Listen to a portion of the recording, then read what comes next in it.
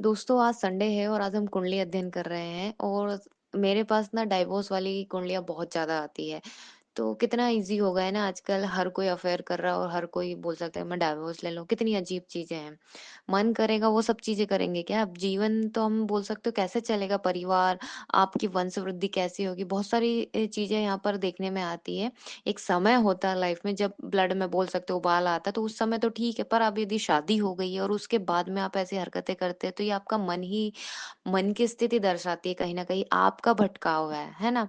तो ऐसा लगता है कभी बड़े ही नहीं होना चाहते हैं या बनना नहीं चाहते हैं। जीवन तो ऐसा है कि कहीं न कहीं आपको सैक्रिफाइस करना पड़ेगा, त्याग तो करना पड़ेगा। अब वो चाहे शादी वाली लाइफ क्यों ना हो। जब भी हम शादी की बात करते हैं तो स्वाभाविक है 2 विपरीत लोग ही मिलते हैं, मतलब जिनका आचार, विचार, व्यवहार कुछ नहीं मिलता है। और स्वाभाविक है राशियाँ जैसे हम देखें कि जिनकी आज हम कुंडली अध्ययन कर रहे हैं, उनकी कर्क राशि और उनके जो सप्तम भाव में राशि बनती है, वो शनि की बनती है। तो स्वाभाविक है बिल्कुल मैच नहीं होता। शत्रु राशि आप बोल सकते हो। तो क्या आप गंधर्व लोक से आए हैं या यक्ष गंधर्व है कि आप मैं अफेयर भी करूँगा और दान पुण्य भी बहुत करूँगा तो मेरा अच्छा चल रहा है, ऐसा नहीं होता है। जहाँ आप बोल सकते हो इस मतलब बोलते हैं योग में ऐसे होते हैं जातक जो बाहर अफेयर भी करते हैं और दान पुण्य भी बहुत करते हैं, तो वो उसी योनि में जाते हैं, यक्ष गंधर्व की योनि में। वो देव योनि के तो नहीं हो सकते, ना श्रेष्ठ योग बोल सकते लोग होते हैं। नमस्कार दोस्तों, मैं प्रज्ञा आपका हार्दिक स्वागत करती हूँ अपने प्रोग्राम में। दोस्तों मेरे व्हाट्सएप नंबर है, यदि किसी को भी कुंडली से रिलेटेड जानकारी चाहिए, कुंडली बनवाना हो तो आप इस पे संपर्क कर सकते हैं, इसके चार्जेस है। और यदि हमारा प्रोग्राम आपको अच्छा लग रहा है तो लाइक करें, शेयर करें, प्लीज सब्सक्राइब जरूर करें।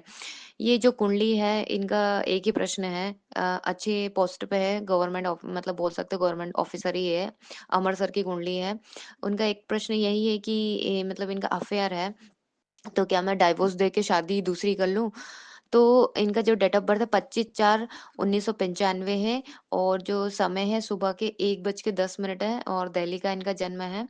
और यहाँ पर हम देखें कि कर्क लग्न की कुंडली बनती है और इसके साथ राशि इनकी देखा जाए तो कुंभ राशि है। मंगलवार का दिन का इनका जन्म है, वैशाख मास और कृष्ण पक्ष की एकादशी है, पूर्वा भाद्र पक्ष का प्रथम चरण है।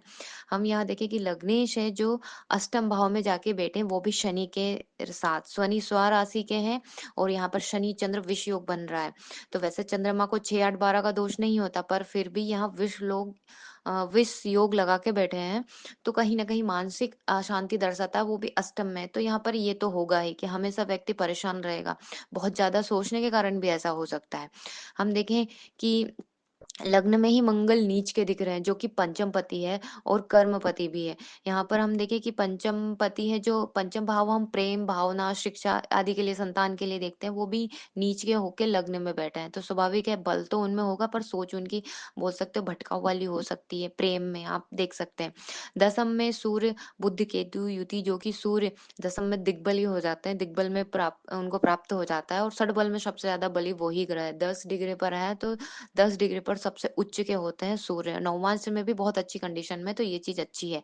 इसलिए शायद इनको बोल सकते हो गवर्नमेंट जॉब के योग बने। सूर्य बुध बुधादित्य योग भी है साथ में, केतु का तो कोई इतना इशू नहीं है। इसके साथ हम देखें लग्न और नवमांश दोनों को देखना होता है जब भी हम कौन सा हम उच्च नीच का बोलते हैं ना कि ये ग्रह उच्च का, तो यदि वो यहाँ पर उच्च का लग रहा है, यदि नवमांश में नीच का, तो वो नीच का ही फल देता है, स्वाभाविक है। तो नवमांश से क्लियर होता है कि कौन सा ग्रह उच्च का, कौन सा नीच का और कौन सा नॉर्मल हम बोल सकते हैं। इसके साथ ही हम देखें कि फोर्थ भाव में राहु, जो कि हमारे सुख का भाव होता है, उसमें राहु बैठा है, तो स्वाभाविक है कहीं ना कहीं ये घर की स्थिति खराब करने की कंडीशन में भी होते हैं। तो बोल सकते हो सुख से वंचित देखने को यहाँ पर मिलेगा। और गुरु वक्री होकर पंचम में बैठे हैं, तो वहीं जहां भी गुरु बैठते हैं स्वाभाविक है भाव नाश करते हैं, तो यही करा इन्होंने, पंचम भाव का नाश करा है। इसके साथ पंचम पति हम देखें तो मंगल है, तो वो भी पीड़ित ही है ना, नीच के होके बैठे हैं। और इसके साथ ही गुरु जो है भाव नाश करने के साथ नवमांश में भी नीच के हैं, तो फल स्वाभाविक है नीच का ही मिलेगा यहाँ पर। तो यहाँ पर गुरु अच्छी कंडीशन में नहीं है। इसके साथ ही हम देखें कि इनको 7.5 चल रही है, तो कहीं ना कहीं ये बहुत ज्यादा भटकाव की स्थिति देती थी। शनि जब आते हैं ना, स्वाभाविक है शनि ठोका पीटी करते हैं, तो यदि आप जब तक रोएंगे नहीं ना और सही रास्ते पे नहीं चलेंगे, वो आपको प्रताड़ित तो करेंगे ही। तो शनि कहना भी यही चाहते हैं कि आप मतलब लॉयल हो जाइए, सही रास्ते पर चलिए, तो वो आपको ग्रोथ और बोल सकते हो बहुत अच्छा देते हैं यहाँ पर। जाते-जाते बोलते हैं ना शनि बहुत अच्छा करके जाते, तो इसलिए क्योंकि आपने अच्छा करा तभी उन्होंने अच्छा दिया। मानसिक स्थिति बोल सकते हैं अशांति तो स्वाभाविक दर्शा रहा विष योग है। अष्टम में बहुत ज़्यादा प्रबल स्थिति में है और साढ़ासाती का चलना दाम्पत्य पर बहुत ज़्यादा इफ़ेक्ट यहाँ पे दिख रहा है, क्योंकि इनके इनकी कंडीशन बहुत अच्छी है, कोई इश्यू है नहीं, सिर्फ़ यही इन्हीं का भटकाव है और वो भी विवाह को लेके। इसके साथ ही हम देखें कि जब भी मंगल और शनि का कॉम्बिनेशन बनता है, तो चोट-चपेट एक्सीडेंट के योग बनते हैं। यहाँ पर शनि चंद्रमा पर मंगल की दृष्टि पड़ रही है, जो कि दर्शाता है वो भी अष्टम में। तो आकस्मिक बोल सकते हैं दुर्घटना के योग बनते हैं, पर शनि स्वराशि के हैं और अष्टम में बैठे हैं, तो आयु वृद्धि तो होगी, पर ऐसा तो नहीं है कि सडनली एक्सीडेंट होगा। तो हेल्थ इश्यू यहाँ पर देखने को मिलेंगे आपको। इसके साथ ही हम देखें कि कर्क लग्न और जैसे और भी है शील लग्न, इनका वैवाहिक जीवन इतना अच्छा नहीं होता है। तो यहाँ पर हम देख से वैसे भी कर्क लग्न बहुत ज़्यादा भावना प्रधान होता है, भावनाओं में बहने वाला होता है। और हम देखें कि मनुष्यगण है वो गण भी ऐसा ही है कि भावुक होते हैं बहुत ज़्यादा, तो इनका डिसीज़न ऐसा ही होता है कि भावना में बह के कुछ भी डिसीज़न ले लेते हैं। भटकाव बहुत आसानी से हो जाता है। यहाँ पर हम देखें इनकी गवर्नमेंट जॉब है और अफेयर भी इन्हीं इन्हीं के ही बोल सकते हो, गवर्नमेंट जॉब में ही इनके साथ ही जो काम करते हैं। और हम देखें कि ये बोलते हैं कि मैं तलाक कर लूँ, ये क्योंकि सामने वाले की जो बोलते हैं कि डेथ हो गई है पार्टनर की, तो ऐसा इसलिए भी होता है कि शुक्र यहाँ पर हमें देखते हैं कि उच्च के तो दिख रहे हैं, पर पाप कर्तरी योग में है, गुरु भी पंचम भाव में बैठे हैं, तो हम प्रेम के लिए देखते हैं और उसके साथ ही मंगल भी यहाँ पे नीच के बैठे हैं, तो स्वाभाविक भटकाव यहाँ पर दिख रहा है। और मंगल सप्तम को देख रहे हैं, नीच के मंगल देख रहे हैं, तो भटकाव होता है। प्रेम में बहुत ज़्यादा जल्दीबाज़ी, कई लोग मंगल जो लग्न में होते हैं, तो डिसीज़न बहुत जल्दी-जल्दी ले लेते हैं, बिना सोचे-समझे, और बाद में फिर बोल सकते हो पछताते हैं। और हम बात करें कि कालपुरुष की कुंडली में जो पहला और सप्तम भाव होता है, एक-दूसरे के मित्र मतलब बोल सकते हो शत्रु ही होते हैं, विपरीत राशियाँ होती है। जैसे यहाँ पर देखने को मिल रहा है चंद्रमा और शनि का कॉम्बिनेशन, तो विवाह में निरस्ता तो आ ही जाती है, कर्क लग्न के रिश्ते अच्छे नहीं होते हैं और हर आप बोल सकते हो हर वैवाहिक जीवन में लड़ाई झगड़ा तो होता ही है। आप बोल सकते हो कि एक जगह आपने सोचा कि मुझे यहाँ सुख नहीं मिल रहा, तो मैं दूसरी जगह चले जाऊँ, तो वहाँ भी ऐसे ही होगा, क्योंकि कुंडली में आपकी कुंडली में प्रॉब्लम है, स्वाभाविक है। तो दूसरे की आप उम्मीद नहीं लगा सकते दूसरे से कि मेरा वहाँ जाके रिश्ता अच्छा हो जाएगा, वहाँ मैं कभी लड़ाई नहीं करूँगा, ऐसे तो कभी होता ही नहीं है। इसके साथ देखेंगे भागना है तो कब तक भागेंगे।